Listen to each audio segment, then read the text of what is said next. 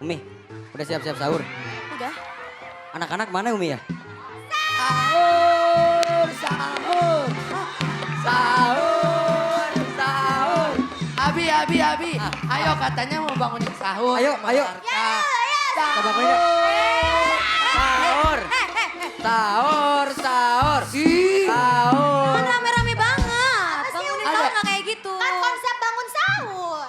Tapi ini Iya. terlalu rame, nggak boleh kayak Abi, gitu. ini Abi pegangin ini. Abang sahur, sahur. Punya anak gini ya? Apa Umi? Banguninnya tuh yang ikhlas, jangan kayak gini.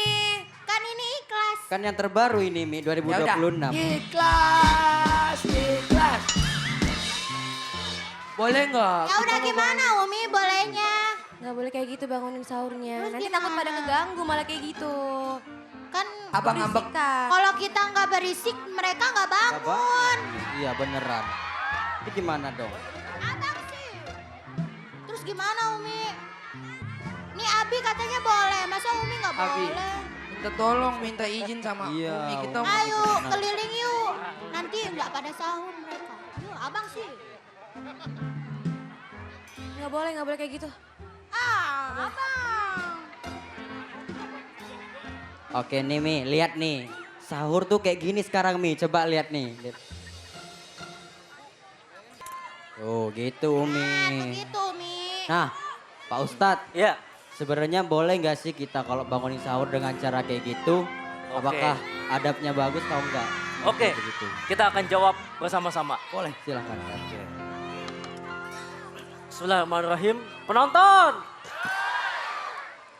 Tadi Valen nanya, dalam kita bangunin sahur ini pakai cara yang kreatif itu boleh apa enggak? Apa ada cara khusus dalam Islam supaya bangunin sahurnya itu jadi ibadah? Penonton! Bangunin sahur itu hukumnya mubah.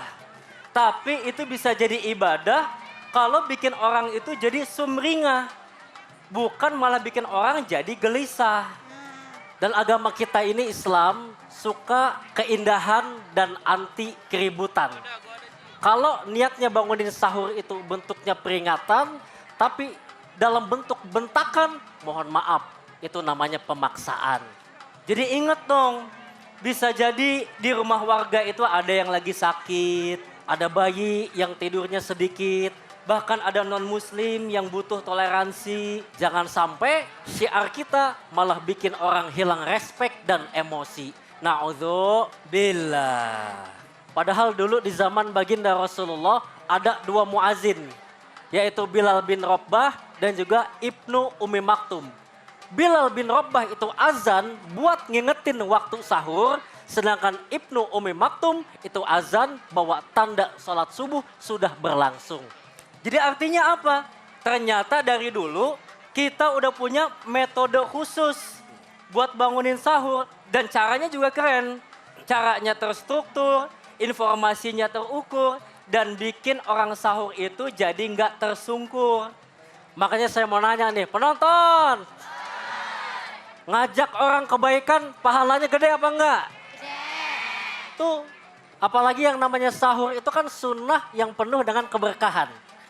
Ibaratnya kita ini jadi alarm buat saudara-saudara kita yang masih tidur. Tapi tetap prinsipnya at-ta'awun. Tolong menolong dalam kebaik.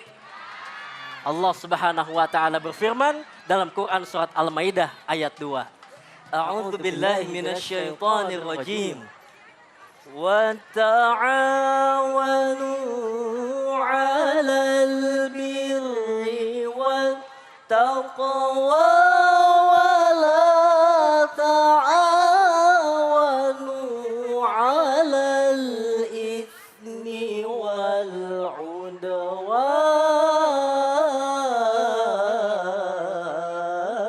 'udwan. Allah. Kalau bangunin sahurnya kayak begitu, pasti enak. Karena pakai prinsip tolong menolong. Yang paling parah, ada yang bangunin sahurnya malah nyetel musik koplo di HP-nya tuh. Iya, tapi ada juga yang bangunin sahur udah pegang mic, itu malah curhat dia sama masyarakat. Apa curhatnya?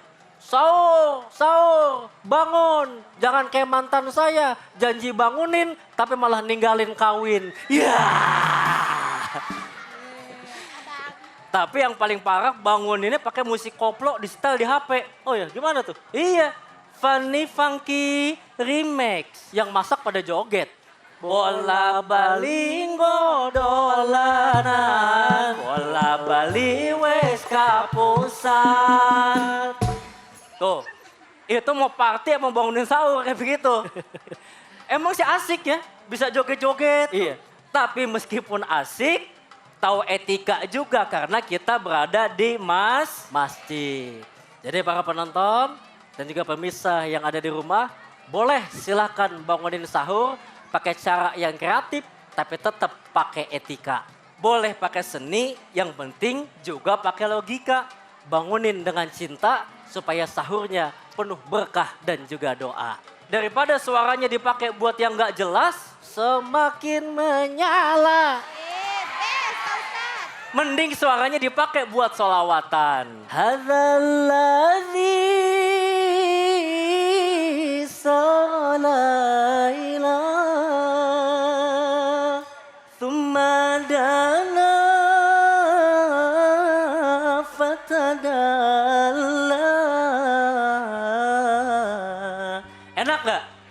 Enak. Alhamdulillah. Maka mudah-mudahan di bulan suci Ramadan ini, di penghujung bulan Ramadan, Allah ampunin dosa-dosa kita. Dan Allah berikan kita kesehatan hingga sampai nanti di Idul Fitri kita kembali dalam keadaan fitrah. Amin ya Rabbal Alamin. Cukup sekian yang bisa Doni Dion sampaikan. Mohon maaf kalau ada kekurangan. Hadanallah wa iyyakum ajma'in. Wassalamualaikum warahmatullahi wabarakatuh. Waalaikumsalam warahmatullahi wabarakatuh. Terima kasih Pak Ustaz. Terima kasih Ustaz Doni Dion.